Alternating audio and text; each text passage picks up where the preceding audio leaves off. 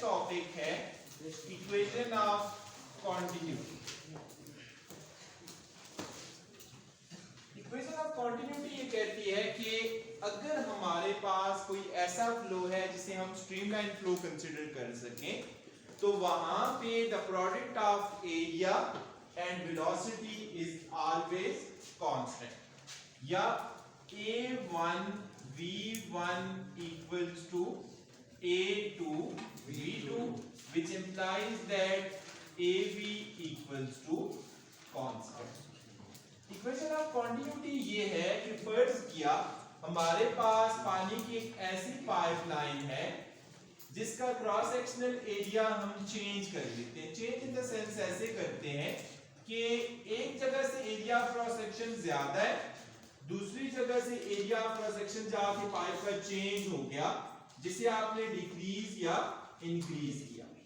तो अब हमारी डेली लाइफ ऑब्जर्वेशन ये है कि जैसे हम नॉर्मली एक पाइप गिवन होता है, उस पाइप को हम स्क्वीज करके दबाते हैं, तो हम देखते हैं जैसे ही पाइप का एरिया कम होता है तो पानी दूर जाके गिरता है, क्योंकि उसकी वेलोसिटी बढ़ जाती है।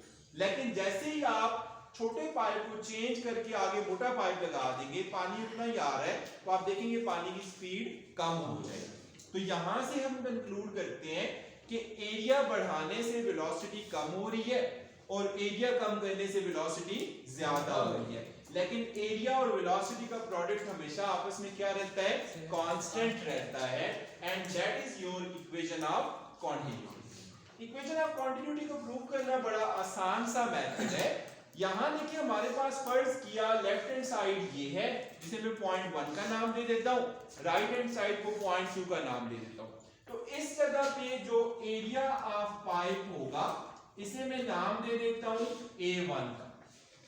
जिस स्पीड के साथ पानी फ्लो करके जा रहा है थ्रू A1, उसे मैं नाम दे देता हूं V1 का। और यहां से लेके यहां तक जिस एरिया को हम स्टडी करना चाह रहे हैं, उसका जो डिस्टेंस कवर्ड है वो डेल्टा x1। तो इसी तरह से जब आप यहां देखेंगे तो एरिया अब चेंज हो गया, जैसे इस केस में डिक्रीज हुआ, एरिया बन जाएगा आपका A2, वेलोसिटी इस जगह बन जाएगी V2, और जो डिस्प्लेसमेंट ट्रेवल हो रहा है यहां से यहां तक वो आएगा डेल्टा x2।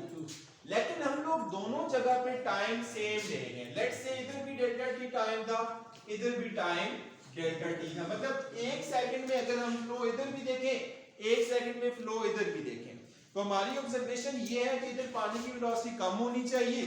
तो इसका मतलब है डेल्टा t के लिए जो डेल्टा x1 आएगा वो कम आएगा, और यहाँ भी क्योंकि वेलोसिटी लेट से ज्यादा हो रही है एरिया बढ़ने से, तो एरिया कम होने से डेल्टा x2 आपके पास क्या आ जाएगा? ज्यादा आ जाएगा। ठीक है, लेकिन टाइम हमने दोनों के लिए सेम किया। उसके बाद इसके अंदर जो लिक्विड यूज किया गया है, जैसे वाटर है लेट से, तो वाटर की डेंसिटी इधर भी 1000 kg पर मीटर क्यूब होगी, इधर भी 1000 kg पर मीटर क्यूब होगी। तो इसका मतलब है इस पूरे प्रोसेस में डेंसिटी जो रो से रिप्रेजेंट किया जाता है दैट इज कांस्टेंट। मतलब density of the liquid change नहीं हो रही। क्लियर हो गया? अब यहां पे हमने अप्लाई करना है law of conservation of mass, मतलब हम ये चीज प्रूव करना चाह रहे हैं। According to law of conservation of mass, law of conservation of mass ये कहता है कि आपका ओवरऑल मास इस पूरे सिस्टम में कांस्टेंट रहेगा। अगर ओवरऑल मास कांस्टेंट है तो इसका मतलब है जो इस पोर्शन से मास ट्रेवल करके गया वाटर का डेल्टा m1, और जो इस पोर्शन से मास ट्रेवल करके गया डेल्टा m2, ये दोनों आपस में बराबर होंगे। So delta m1 is equal to delta m2। ठीक हो गया? फिर उसके बाद अगर हम देखें, हम कह सकते हैं आपका फार्मूला होता है, डेंसिटी को आप लिखते होते हैं mass per unit volume, like rho can be written as m divided by volume आ गया। सिंबॉलिकली आप इसको ऐसे लिख देते हैं m divided by v, or mass is equal to rho multiplied by v। इसको v को बेशक आप डेल्टा v कह देते हैं, चेंज इन वॉल्यूम भी ले सकते हैं। तो इसका मतलब ये हुआ कि यहाँ जो हम लिखेंगे डेल्टा M1 को वो लिखा जा सकता है रो मल्टीप्लाई बाय डेल्टा V1 और डेल्टा M2 को क्या लिखना चाहिए फिर rho multiply by delta rho multiply by delta V2। तो डेल्टा M1 की जगह मैंने लिखा रो मल्टीप्लाई बाय डेल्टा V1, दूसरे की जगह मैंने लिख दिया रो मल्टीप्लाई बाय डेल्टा V2। याद रखिएगा ये डेल्टा V1 और डेल्टा V2 क्या है, डेल्टा V1 इस पोर्शन का वॉल्यूम है, डेल्टा V2 इस पोर्शन का वॉल्यूम है। अब वॉल्यूम फाइंड करने का फार्मूला क्या होता है, आपका जो सिलिंड्रिकल ऑब्जेक्ट होता है नॉर्मली 5 सिलिंड्रिकल शेप में होते हैं, आप इस हाइट को मल्टीप्लाई करते हैं इस एरिया के साथ, तो एरिया मल्टीप्लाई बाय हाइट आपको मिलता होता है वॉल्यूम। तो उसके मुताबिक यहाँ जो हाइट हमारी बन रही है सिलेंडर की उसका नाम हमने क्या रखा हुआ है डेल्टा x1, एरिया का नाम रखा हुआ है A1। तो इसका मतलब है डेल्टा V1 किसके बराबर बनेगा, like volume number 1 that is A1 multiply by delta x1। तो इसी तरह से डेल्टा V2 किसके बराबर होना चाहिए, A2 multiply by delta x2, ऐसे ही बनेगा।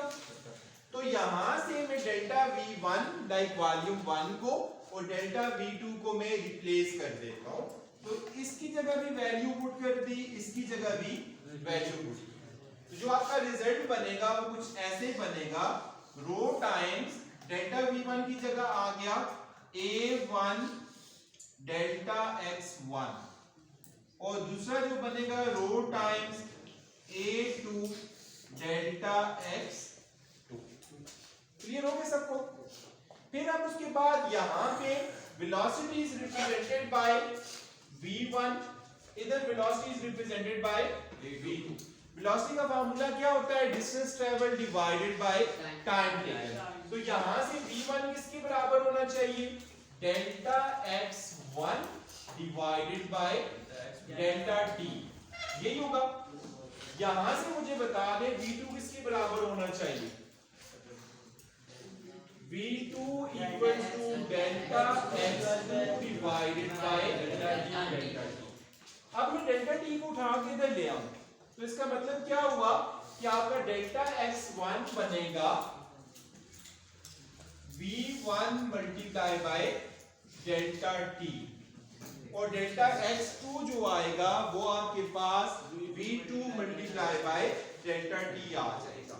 तो यहां हमने डेल्टा x1 को और डेल्टा x2 को इन टर्म्स ऑफ वेलोसिटी लिखा, ये बनेगा रो टाइम्स a1 डेल्टा x1 की जगह मैंने लिख दिया v1 डेल्टा t और इसकी जगह लिख दिया रो times a2 into delta x2 की जगह क्या आ जाएगा v2 multiply by delta t। ये रिजल्ट्स आ गए। लेफ्ट हैंड साइड पे rho density of the water है, तो राइट हैंड साइड पे रो क्या होगी, वो भी डेंसिटी ऑफ वाटर है। दोनों जगह पे पानी की डेंसिटी चेंज नहीं हुई, तो इसका मतलब है ये वैल्यू कांस्टेंट है, इसको हम लेफ्ट और राइट हैंड साइड से कैंसिल कर सकते हैं। लेफ्ट हैंड साइड पे और राइट हैंड साइड पे जो टाइम था वो भी हमने कहा था, हमने यूनिट टाइम दिया हुआ है, तो ये भी सेम है, तो डेल्टा टी से भी कट जाएगा। तो हमारे पास बाकी बच गया, वो क्या बचेगा, a1 v1 equal to a2 v2, और यही हमें प्रूव करना था। या इसके अलावा हम लिख सकते हैं ab इक्वल्स टू कांस्टेंट, या हम इसको ऐसे भी लिख सकते हैं कि area is inversely proportional to velocity. जहां कहीं वेलोसिटी बढ़ेगी एरिया कम हो जाएगा, वेलोसिटी कम हुई एरिया ज्यादा हो जाएगा, लेकिन एरिया और वेलोसिटी का प्रोडक्ट हमेशा कांस्टेंट रहता है। तो इधर आके हम कंक्लूड ये करते हैं कि आपकी इक्वेशन ऑफ कॉन्टिन्यूटी में मैथमेटिकली हमने प्रूव कर दिया using law of conservation of मास कि एरिया एंड वेलोसिटी का प्रोडक्ट कांस्टेंट होता है और a1 v1 equals to a2 v2, या उसके अलावा हम लिख सकते हैं कि a is inversely proportional to V।